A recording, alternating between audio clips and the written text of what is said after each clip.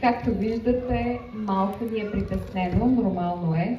Вече имаме доста деца, доста родители, които очакват да видят какво правим. Добре дошли, скъпи приятели, на българската Коледа в Кеймбридж.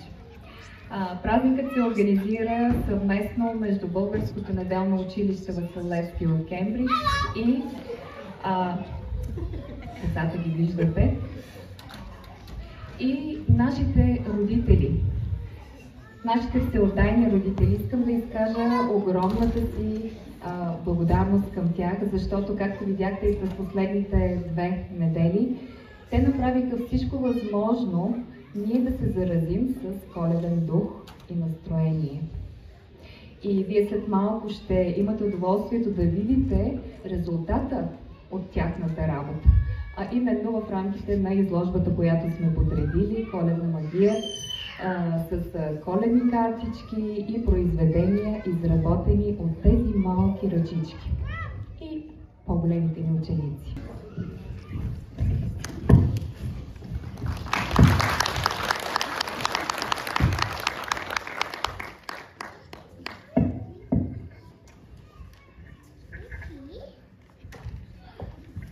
Добър ден, уважаеми зрители! Вие сте с празничното предаване Българска Коледа в ефир. Аз съм Кристиян Тисъркъл. Аз съм Виктория Менев и днес ще ви представяме как българите празнуваме Коледа. Планирали сме преки включвания от различни точки, за да ви покажем, че българските традиции и дух са живи и винаги ще е така, независимо къде се намираме. Започваме предаването с репортаж от следнощното коледуване пред къщата на семейство Петрови.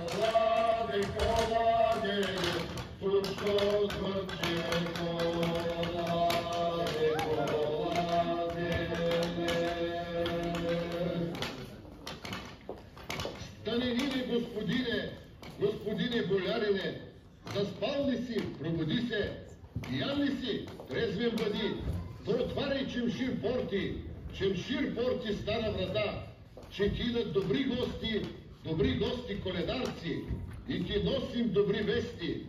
Бог се кани да ти дойде, можеш ли Бога да посрещнеш, да нагостиш и въз Бога сбор ангели? Мога, добре дошъл, нека дойде, да ми седне на трапеза и въз Бога сбор ангели, с добри гости, коледарци. Кажете, дружина, амин! Амин! Изгряла е ясна зора, коладере, ни сюбаба България, коладеле, върви, ясно грее, коладеле, ни сюбаба България, коладеле, я излезте от къщата, коладеле, че ви нося добър хабер, коладеле, Бог се роди, тая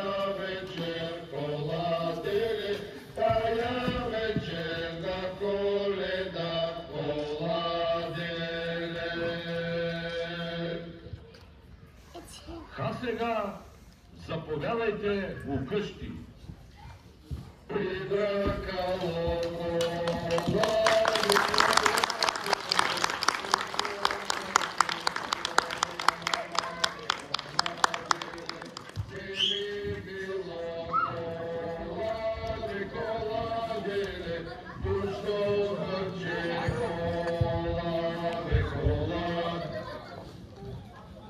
Коледа е тиха, топла и вълшебна българска Коледа.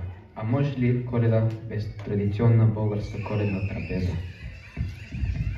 Къде се е чул и видял? Не, разбира се. Дори нашият репортер Назифея Ролва сега се намира в дома на семейство Иванови, където тече подготовка за коледната трапеза.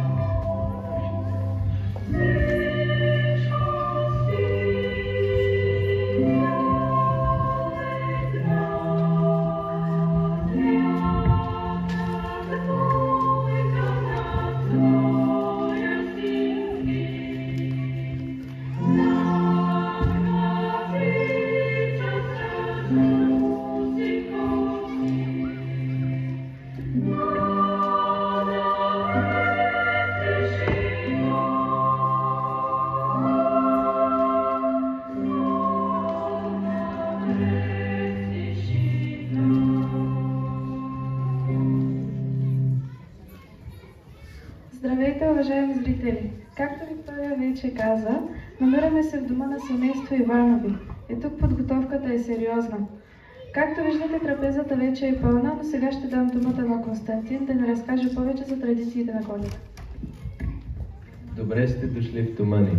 Коледа е най-топлият празник за всяко българско семейство. Моментите около хата с играчките, ароматът на сладки и вкусни ястия, смехът на любимите хора, това е безценно.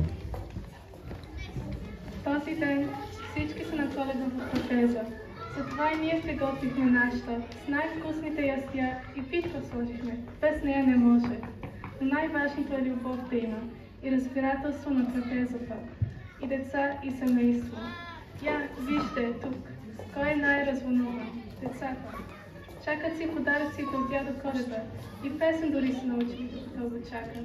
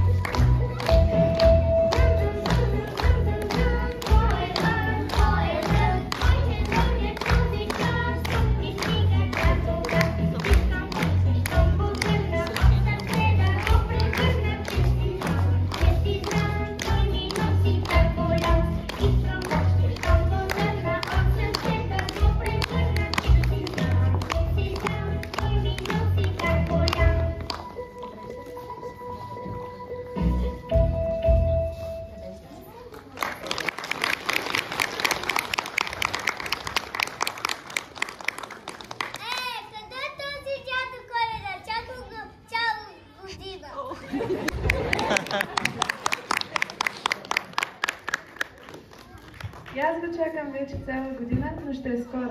А сега се връщаме в студиото, уважаеми зрители.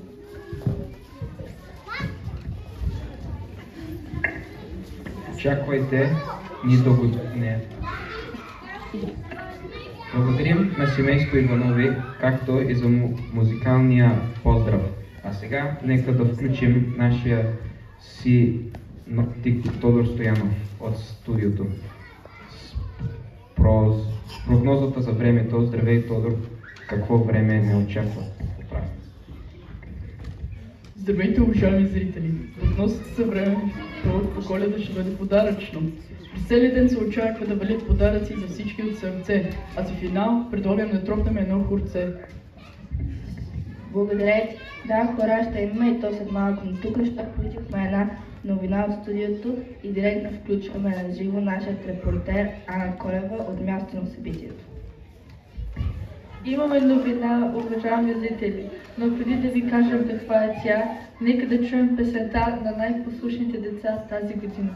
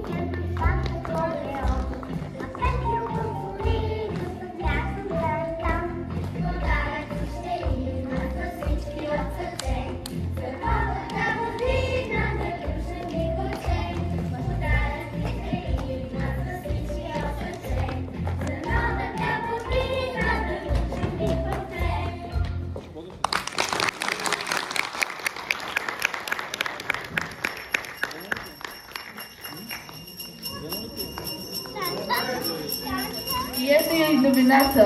Дядо Коледа е тук. Точно тук за нашите деца.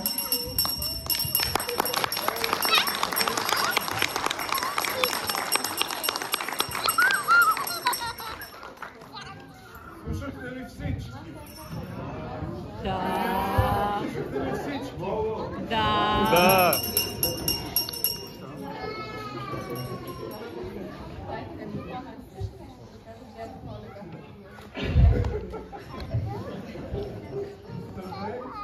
Благодаря ви, че бяхте с нас, уважаеми зрители. Пожелаваме ви една вълшебна Коледа и весела Нова година.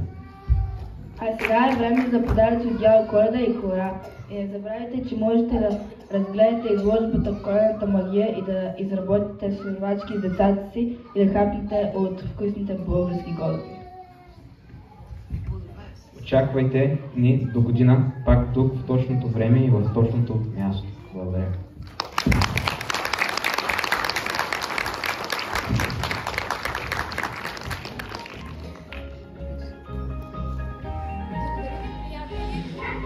Кратко беше, обаче надявам се, че успяха да докоснем вашите сърца. Наистина до година, пак на същото време, на същото място, а до тогава очаквайте още много събития, които ще се организират от нас за цялата ни българска общност.